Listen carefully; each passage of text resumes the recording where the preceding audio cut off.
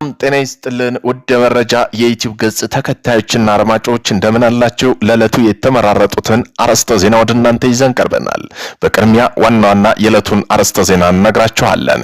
የኤርትራ ምስረታ ኢትዮጵያን ለማዳከም ያለመ ነው ሲሉ አቶ ጌታቸው ረዳ ተናገሩ። ኤርትራም በዚህ ጉዳይ ምላሽ ሰጥታለች። የምላሹ ይዘት ምን ይመስላል የሚለው የዜና ጥንቅራችን አካተናል።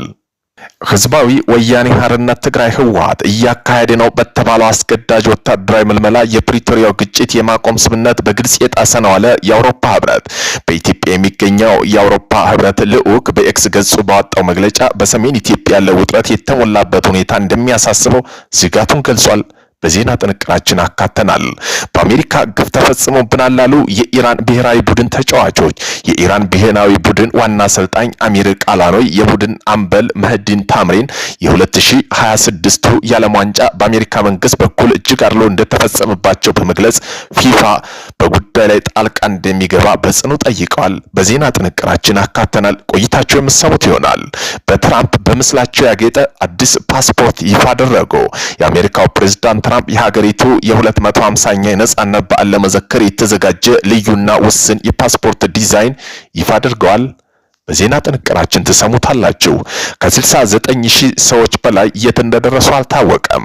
ከ1500 በላይ እንደሞቱና ከ69000 በላይ ሰዎች የት እንደደረሱ አልታወቀም። ይህ የሆነው በቬንዙዌላ በተከሰተ የመሬት መንቀጥቀጥ የሟቾች ቁጥር ቢያንስ ከ1500 በላይ አልፏል።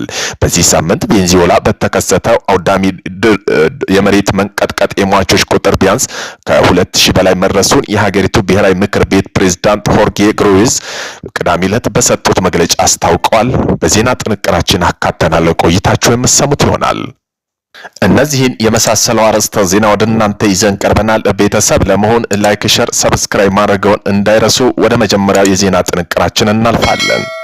አቶ ጌታቸው ረዳ በኢትዮጵያ መከላከያ ኮሌጅ ለከፍተኛ አመራሮች በሰጡት ስልጠና ላይ ስለ ኤርትራና ፕሬዝዳንት ኢሳያስ አፈወርቂ አብርሃ ጠንካራ ትችቶችን አቅርበዋል። በስልጠናው ያነሷቸው ዋና ዋና ነጥቦችን ያካተተም በዜና ጥንቅራችን አካተናል።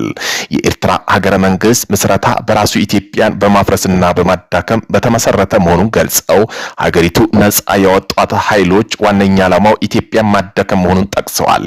በተጨማሪም ኤርትራ ተፈጥሯዊ አካል መሆኗን ስሟን በሆነ የድንበር ካርታው በጣሊያን ቀኝ ገዢ የተሰጠ እንጂ ተፈጥሯዊ እንዳልሆነ ገልጸዋል። ፕሬዝዳንት ኢሳያስ አፈወርቂ አብርሃ የመጨረሻ ፍላጎት ኢትዮጵያ መግዛት መሆኑን አቶ ጌታቸው ረዳ አስረድተው ፕሬዝዳንቱ ታዛዦችን ብቻ እንደሚሰቡ መሆናቸውን ድንበር የለሽ ፖሊሲ እንደሚያራምዱ አመላክተዋል። በኤርትራ በግድና በኃይል ብቻ የቆመች ሀገር መሆኗን አንስተው የሀገሪቱ የህዝብ ቁጥር 1.8 ሚሊዮን እንደማይበልጥ ተናግረው መንግስታቸው ከሀገር ውስጥ ልማት ይልቅ ለጎረቤት ሀገር ትርምስ የሚበጅቱት በጀት እንደሚበልጥ የሀገሪቱ ዋነኛ ዓላማ ሌሎችን ሀገር ማተራመስ መሆኑን አክለው ገልጸዋል። የኤርትራ ማስታወቂያ ሚኒስተር አቶ የማነ ገብረ መስቀል በበኩላቸው በአቶ ጌታቸው ረዳ ክሶች የሰጡት ምላሽ ባጭሩ ጌታቸው ረዳ ባላቸው ተለዋጭ አቋምና ቀደም ሲል በከፍተኛ ሁኔታ ሲተቹ ከነበሩት አካል ጋር አሁንም በማበራቸው አንድ የፖለቲካ ተንታኝ ተቀባይነት የሌለው ነው ሲሉ ገልጸውታል።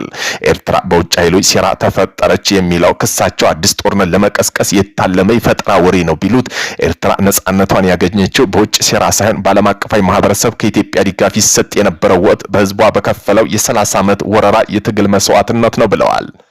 በአሜሪካ ግፍ ተፈጽሞብናል ላሉ የኢራን ብሔራዊ ቡድን ተጫዋቾች የኢራን ብሔራዊ ቡድን ዋና አሰልጣኝ አሚር ቃላኖይ የቡድኑ አምበል መህዲን ታሪማ በ2026 የዓለም ዋንጫ በአሜሪካ መንግስት በኩል እጅግ አድሎ እንደተፈጸመባቸው በመግለጽ ፊፋ ለዓለም የእግር ኳስ ፌዴሬሽን በጉዳዩ ላይ ጣልቃ እንደሚገባ በጽኑ ጠይቀዋል።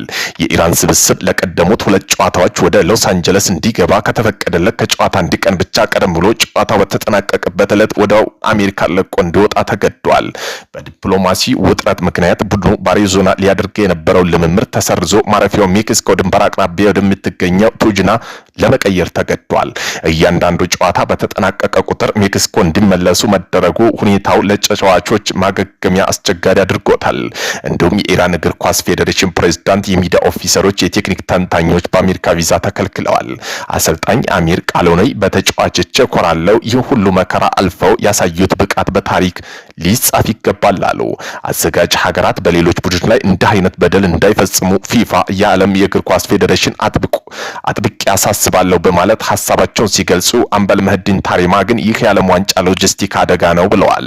እንደ ፕሮፌሽናል ተጫዋቾች ሁልጊዜ ከጨዋታ በኋላ ወዲያውኑ ወደ ሜክሲኮ መጓዝ አግባብ አይደለም፣ ከፈለጉ ውድድሩ እንድንለቅ ይነግሩን ነበር፣ ነገር ግን ይህ ፍትሃዊ አይደለም ሲሉም የደረሰባቸውን ጫና ገልጸዋል። በመሆኑም ኢራን በትናንት በተካሄደው ጨዋታ ከግብጽ ጋር 1-1 ከተለያየች በኋላ ቀጣዩን 32ኛ ዙር ለማለፍ በሌሎች ምድቦች የሶስተኛ ደረጃ ውጤቱ ላይ ጥገኛ ሆና ጥላለች። በዚህም አልተሳካላትም። በመቀሌና በአድግራት የቆሎ ተማሪዎች ጨምሮ በርካታ ወጣቶች መታፈሳቸው ተሰማ። በመቀሌ ከተማ በቅዱስ ገብርኤል ካቴድራል ቤተክርስቲያን የቅኔና የቅዳሴ ዜማና የአቋቋም ትምህርት በመከታተል ላይ የነበሩ በርካታ የቆሎ ተማሪዎች በህወሓት ታጣቂ ተይዘው መወሰዳቸው ታወቀ። የታጋጆች መምህር ጉዳዩን ለማጣራት ወደ ተለያዩ የመንግስት አካላት ቢያመሩን ግልጽ ያልሆነ ምላሽ እንደተሰጣቸው ተማሪዎች በአስቸኳይ ከመቀሌ ወጥተው ወደ ሩቅ የስልጠና ማዕከል እንደተወሰዱ ተገልጿል። በተመሳሳይ በአድግራትና በአካባቢው የታፈሱ በርካታ ወጣቶች ዛንጎ ወደ ተባለው ወታደራዊ ማሰልጠኛ መግባታቸው ታውቆ ይህ መጠነ ሰፊ እገታ በመፍራት በገጠራማ ከተሞች የሚገኙ አብዛኛው ወጣቶች የመኖሪያ ቀያቸውን ጥለው በየጫካው በማደር መገደዳቸውን በአሁኑ ወቅት በአካባቢው ከእድሜ ባለጸጎች በስተቀር ምንም አይነት ወጣት እንደማይታይ አድርጎታል። በዚህም የተነሳ አሜሪካ ለዚህም ጉዳይ ማሳሰቢያም ሰጥታለች። በመሆኑም አሜሪካ በትግራይ የሰላም ሂደት የሚያደናቅፉ አካላትን ማሳስባለች። ይህ ሆነው በትግራይ የሰላም ሂደት እያደናቀፉ ያሉ አካላት ለውይይት ጥረቶች ትብብር እንዳደርጉ በአዲስ አበባ የአሜሪካ ኤምባሲ በማሳሰብ ገልጸዋል። በኢትዮጵያ አሜሪካ ኤምባሲ የፖለቲካና ሲቪል ማህበረሰብ መሪ የፖለቲካ ውይይት ውስጥ መሳተፍ የፕሪቶሪያው ግጭት በዘላቂ ማቆም ስምምነት ሙሉ በሙሉ መተግበር እንዳለባቸው ገልጸዋል። የአሜሪካ ኤምባሲ ይህን መግለጫ ያወጣው ሀገሪቱ በኢትዮጵያ ያለው ሰላም መረጋጋት ውስጥ ተሳታፊ ናቸው ባላቸው አክራሪ የህዝባዊ ወያኔ ሓርነት ትግራይ ህወሓት አባላትና የቅርብ ቤተሰቦቻቸው የቪዛ ክልከላ መጣሉን ካሳወቀ ከአንድ ሳምንት በኋላ ነው። የአሜሪካ የውጭ ጉዳይ ሚኒስተር አክራሪ የህወሓት አባላትና በኢትዮጵያ መንግስት መካከል በሰሜን ኢትዮጵያ ግጭት እንዳያገረች የሚያደርገው ውጥረት እየተባባሰ መምጣቱን በመግለጽ ነባርና ለዚህ ተጠያቂ ባደረጋቸው አካላት ላይ የቪዛ ክልከላውን የጣለው ህወሓት የአሜሪካ የቪዛ ክልከላ ሚዛናዊ ያልሆነ ሲል ቢያወግዘው የአሜሪካ እርምጃ የትግራይ እውነት እንደማያንጸባርቅ የፌዴራል መንግስት ተጠያቂ ያላደረገ መሆኑን በመጥቀስ ኮንነዋል። የዛሬ አሜሪካ ኤምባሲ መግለጫ የሰላም ሂደቱን በንቃት እያደናቀፉ ነው ያላቸው አካላትን በስም አልጠቀሰም። በተለይ ህወሓት በፕሪቶሪያ ስምምነት መሰረት የተቋቋሙን የትግራይ ጊዜያዊ አስተዳደር አፍርሶ ከጦርነት በፊት የተመረጠው ምክር ቤት በተካ በኋላ ከፌዴራል መንግስት ጋር ያለው ውጥረት እየተባባሰ ቀጥሏል። የክልሉ ምክር ቤት በቅርቡ ያወጣው አስገዳጅ ወታደራዊ አገልግሎት ያዘው አወዛጋቢ አዋጅ በተግባራዊ እንደሆነ አዟል። አስገዳጅ ወታደራዊ ምልመላ በሰፊው የተካሄደ መሆኑን ቢቢሲ ከምንጮቹ አረጋግጧል። ከፍተኛ የኢትዮጵያ ባለስልጣን አቶ ጌታቸው ረዳና አቶ ሬድዋን ሁሴን ህወሓት በጥቂት ቀናት ውስጥ ጦርነት ለመክፈት እየተዘጋጀ ነው ሲሉ በቅርቡ ከሰውታል።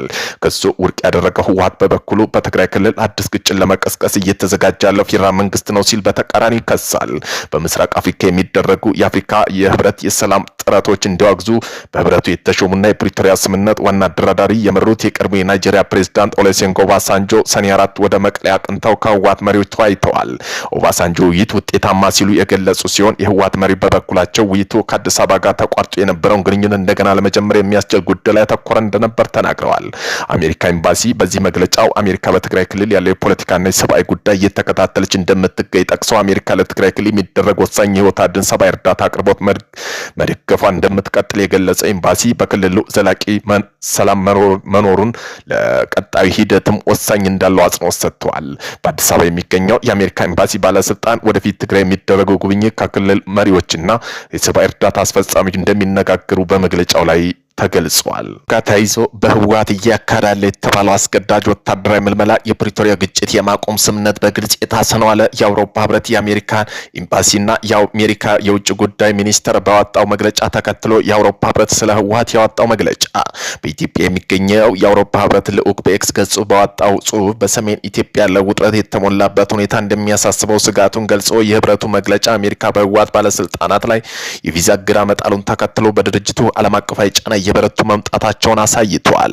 ህወሓት በትግራይ ክልል ውስጥ ተጓዳኝ ክልላዊ ምክር ቤት ማቋቋም የነቀፈው የአውሮፓ ህብረት ኢትዮጵያ ጽሕፈት ቤት ችግሩ እንዳይባባስ ሁሉም ወገኖች በአስቸኳይ ሰላም ሽግግር ንግግር እንደሚደረግ ጥሪ አቀርበዋል። የአፍሪካ ህብረት የአፍሪካ ቀንድ ከፍተኛ ተወካይ ኦሉሴጉን ኦባሳንጆ የሚመራው የሰላም ጥረት ሙሉ በሙሉ እንደሚደግፍ ህብረቱ አስታውቋል።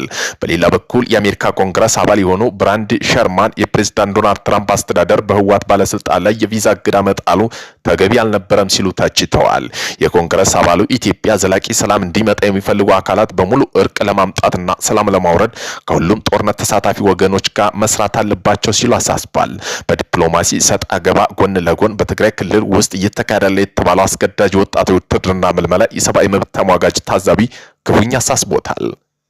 የአሜሪካው ፕሬዝዳንት በምስላቸው ያጌጠ አዲስ ፓስፖርት ይፋ አደረጉ። የአሜሪካው ፕሬዝዳንት ዶናልድ ትራምፕ ሀገሪቱ 250ኛ የነጻነት በዓል ከመዘከር የተዘጋጀ ልዩና ውስን ፓስፖርት ዲዛይን ይፋ አድርገዋል። የአርበኛ ባዊ ፓስፖርት ፓትሪዮቲክ ፓስፖርት የተሰኘ ፓስፖርት በትራምፕ ማህበራዊ ሚዲያ ገጽ ላይ ቀረበ ሲሆን የፕሬዝዳንቱ ምስልና ፊርማ አካቷል። በጀርባው ላይ ደግሞ የ1976 የነጻነት አዋጅ ፊርማ ስነ ስርዓት ምስል ዌልካም በት ዘይ ጉድ እንኳን ደህና መጡ ግን መልካም ሆኑ የሚል መልእክትን ተጽፎበታል። ይህ በእንዲህ እንዳለ በትራምፕ የታሪፍ ዛቻ ዙሪያ ከአውሮፓ ህብረት ጠንከር ያለ ምላሽ ተሰጥቷል። ህብረቱ ትራምፕ ታሪፍ ከጣሉ ፈጣንና ወሳኝ እርምጃ እንደሚወስድ ማስታወቅ